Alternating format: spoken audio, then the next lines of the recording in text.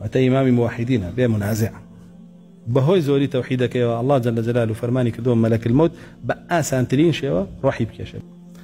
أفرميت لو يوهبي كوري منبهة أفرميت شوية ماله سيدي كذي لجوله لجولك يا إخوان أفرميوتي وتوتشون هاتي تمالك مو وتي إخواي أم ماله مني كرد جوله بوي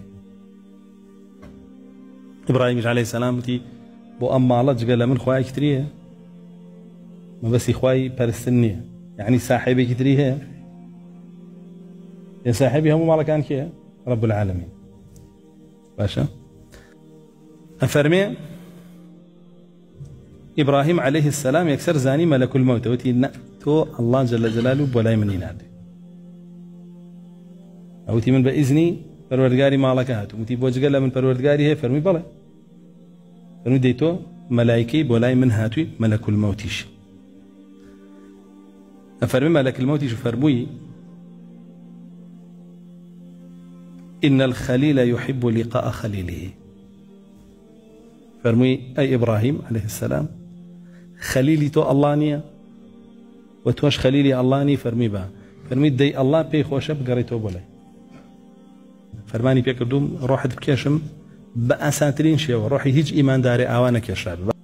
روحي إبراهيم عليه السلام بي بأساترين شيء بكيشم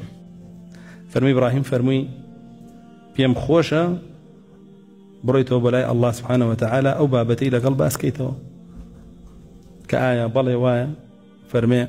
ملك الموت قرايا بلاي الله سبحانه وتعالى بي فرمو برو بي بلاي خوشويست حزكا بقابا ديداري خوشويستي خوي بويا فرمان بيكرا وروحت باسانترين شيء بكشم طبعا يكميان كأفرمي خليل حزكا بقابا لقاء خليلي خوي ما بس كي أي دو مشان بس كي يكميان وبس يويا الله سبحانه وتعالى بي خوشة بقريتو بلاي بلقاي دواميان عكس بيتو أي إبراهيم تو الله خليل لنيا بي خوش بقريتو بلاي أوايلي فرمي إبراهيم عليه السلام فرمي تو باشا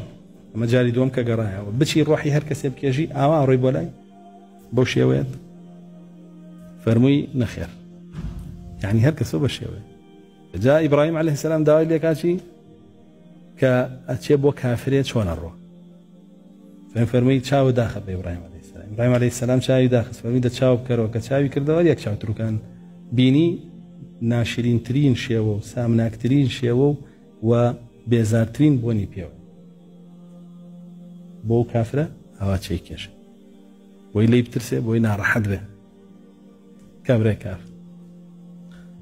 فرمي دباشا بشورو سر شيوية كم فرمي تشاوي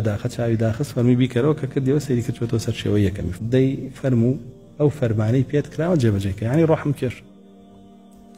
فرمي أو عنده فرمي تا يستا يج خواردنوي كي خوش خواردو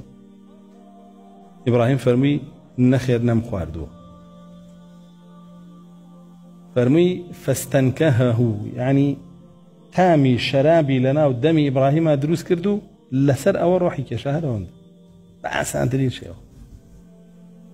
تيجان شون يعني شاو تركانك تقريبا